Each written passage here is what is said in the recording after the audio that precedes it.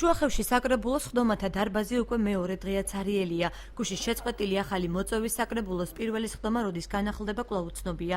ნაციონალური მოძრაობის წევრთა თქმით, ხდომის ჩაშლა ძალოვანი უწყების წარმომადგენლის მოსვლამ და დახურულ კარს მიღმა ფარულმა შეხვედრამ გამოიწვია. შესვენების შემდეგ ყველა დეპუტატების უმრავლესობა 15 დეპუტატი შემოbrunდა ამ დარბაზში და ხდომის გასაგრძელებლად მზად იყვნენ. ნაწილი შეიყვანეს შემდგომ გამგებლის კაბინეტში იყო სუსის უფროსი მინდია ყრუშუბაძე, რაფერც ჩემთან აგუნდებლებმა მომაწოდეს ინფორმაცია, იქ გატარდნენ და შემდგომ მიიღეს ასე დავალება, რომ შენობა უნდა დაეტოვებინათ, რათა ხდომის გაგრძელება შეუძლებელი ყოფილიყო. გამგეობის კაბინეტში შეხვედრებს არ უარყოფს მუნიციპალიტეტის გამგებელი, თუმცა იგი ამ აუდიენციას საიდუმლოდ არ მიიჩნევს. მე მქონდა ნაწილ დეპუტატებთან საუბარი, ბუნებრივია ის შემოვიდნენ ჩემთან, ყველა დეპუტატს უფლება აქვს ჩემს კაბინეტში შემოსვლის. თუმცა ჩემი მუშაობის მეთოდოლოგია არ გახლავთ ვინმეს დაშინება და ვინმეს თავისი აზრის შეცვლა სხვა მიმართულებით. ბატონი მინდიას ქედის, შუახევისა და ხულოს სამსახურის წარმომადგენელი,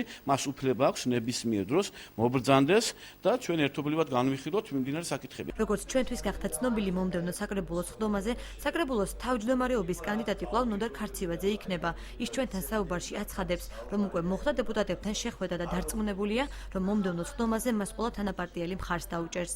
ჩვენ გქონდა საუბარი შესვენების დროს, ჩვენ შესვენების შემდგომ ვერ შევძელით კვორუმის შეკრება და რაოდენობა იმ რომელიც გააგრძელებდა ხდომას. მოხდა მეთქი გაუგებრობა და ჩვენ ის თითქმის აბსოლუტური უმრავლესობა ჩვენ გვიჭერს მხარს. წინასწარი ინფორმაციით შუახევში მომდევნო საკრებულოს ხდომა პარასკევს გაიმართება.